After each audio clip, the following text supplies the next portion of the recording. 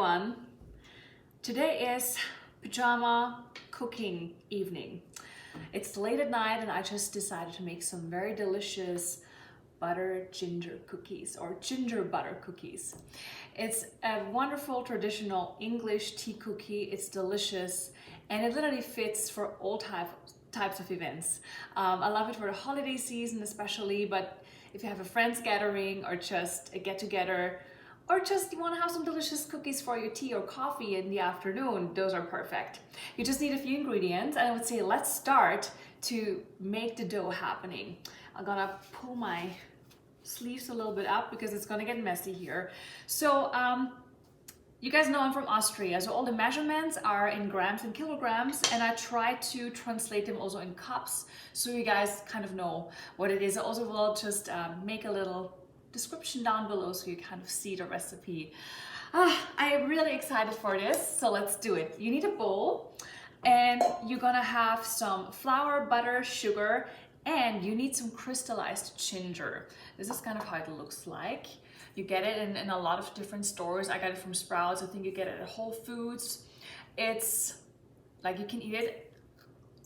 It's like actually pretty chewy, gooey ginger. I love it personally. And I chopped it up like this. So, and to start the dough, we need 150 grams of butter, which is a whole cup of butter. Make sure you already have it maybe a couple hours before you start the dough out of your fridge, so it's kind of a little more softer. So we're gonna put that in. Butter. Little secret. Make sure you always use butter if you bake, because your bakeries turn out so much more better and delicious. I really tell you, if you bake cake or anything, use real butter. Don't use any seed oils, use butter. You will love it. Okay, I'm gonna have the butter here. Then we have 100 grams of sugar. It's not really much actually. So we're gonna use 100 grams of sugar, which is 2/3 of a cup. And I use brown sugar, but you can literally use any type of sugar you have. Whatever you have at home, it works out perfect, I promise. So we're gonna put that in the bowl as well. And then we take our chopped up crystallized ginger. So I have about almost a cup of those chopped up gingers, so I'm gonna just take half of it and put it in the dough, because I'm telling you guys, it's gonna be so delicious if you have that gingery flavor and then you bite on some ginger. It's just so delicious, and with the sugar it caramelizes it. It's just a delicious cookie, I promise. You will love it, love it, love it. Okay, my dishwasher is talking to me. He says, yes, do it. Okay, so I still have half left. And we also gonna need some ginger powder. So this is like a 1 teaspoon of ginger powder. You can get it literally anywhere. I dumped it in as well, so it has a little nice spice to it. And I would say we start first, like get in there with your hands. It's gonna be messy. And you just make sure you kind of get the butter and the sugar and everything nice mixed together. I love this recipe. It works out. It's simple and it's great. So you're gonna just get in there and put that together. You see, it's kind of like this kind of consistency. And then we're gonna put the egg yolk in it. I mean, it's a whole egg. Ta-da! And kind of take my spatula and just rub it a little in. Okay, now I'm gonna take my hands again, or one hand, need the other one. Definitely a little messy. And it's gonna be super messy. Make sure you use your hands, because your hands are nice and warm. That means the butter will soften even better. And when that is kind of like mixed together, I mean, it kind of looks like this, that's all part of it. And we're gonna add our flour. We're gonna use 300 grams. My dishwasher loves me. We use 300 grams of all-purpose flour. That is a whole cup and 3/4. Like I said, I'm gonna have the description down below with the whole recipe so it's easier to look at it. So we literally just mix it all like this. Get in there. I actually want to take my other hand too. It just makes it easier. And you know, be a little patient. That just takes a little bit until this is all mixed and combined to a nice dough. It's always, for me, I always be like, oh my gosh, how this ever is going to turn out to a perfect smooth dough. Like in this situation when it looks like this, right? You kind of doubt it, but you just keep getting in there and massaging all the ingredients together, and then you're gonna have the wonderful result of a nice smooth dough. We're getting there. After everything looks pretty smooth, I actually take the whole dough out and just give it just a little more love on the kitchen counter, so to speak, and make sure everything is nice and smooth,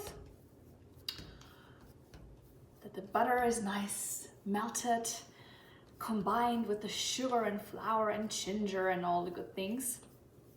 By the way, I just want to let you know I used salted butter. If you don't want to use salted butter, just add a pinch of salt in it. It's always good in cookies to have an extra pinch of salt combined. It's enhancing the flavor.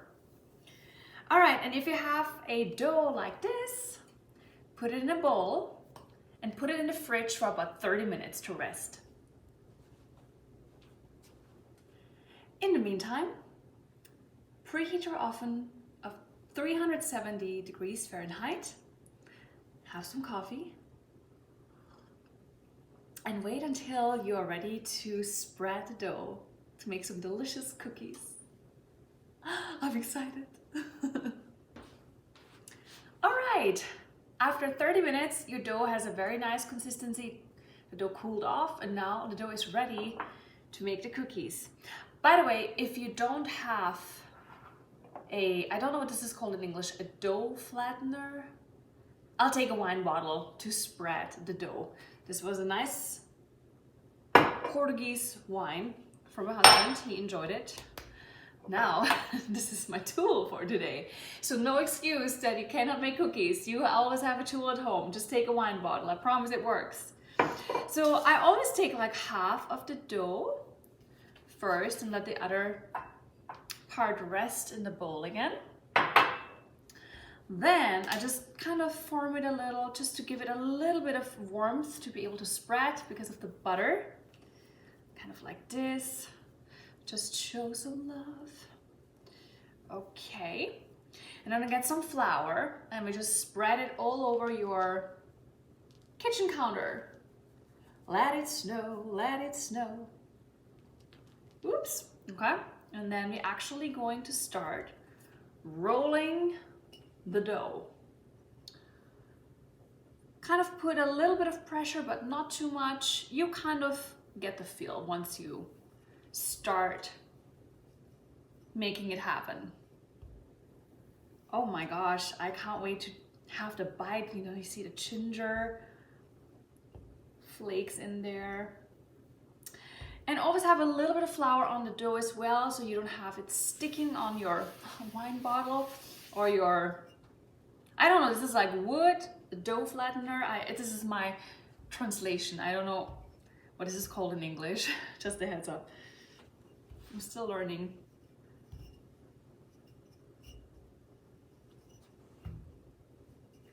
Make sure it's nice and even spread.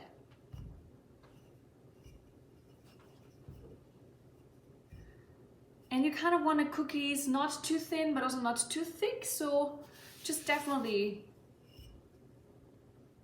roll it a good amount. I still want to feel it. I think that's good.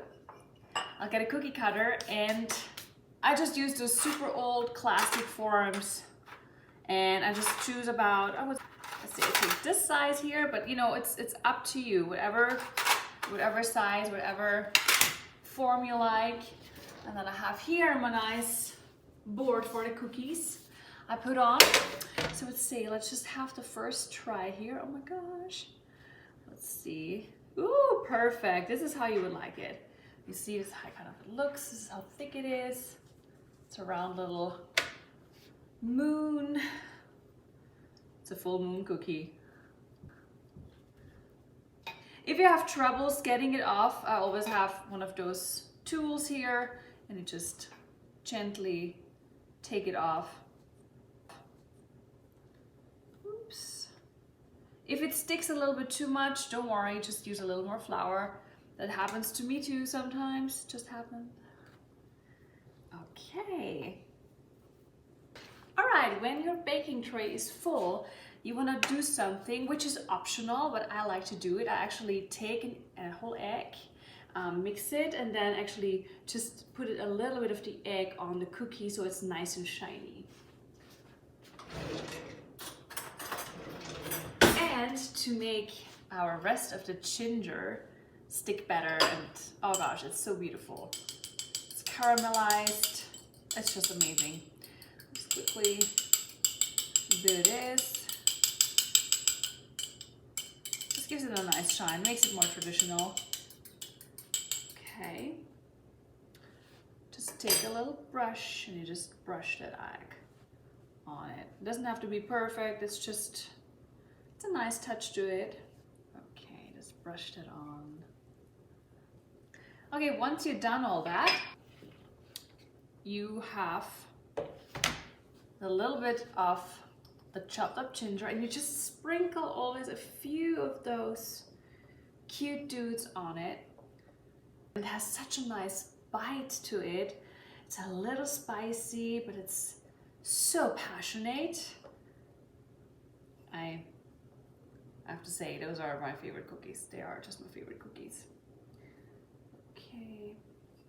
And don't be stingy. Just put it on there.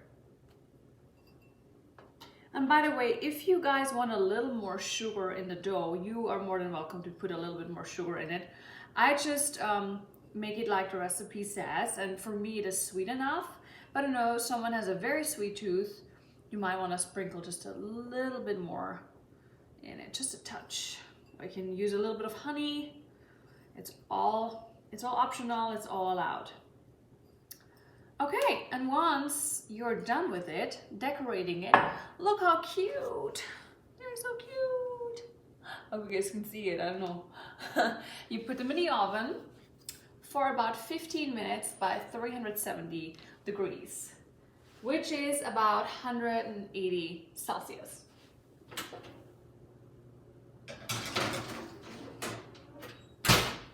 Boom! Don't forget to set the timer, you don't want to have burnt cookies. Which, of course, happened to me, that's why I'm warning you.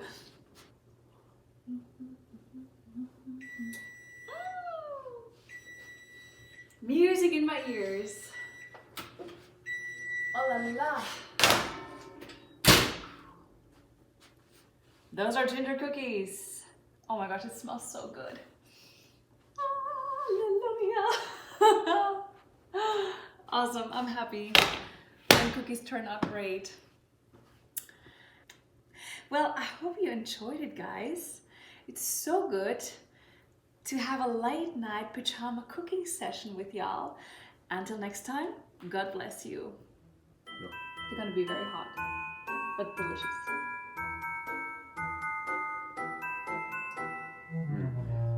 That's what I live for.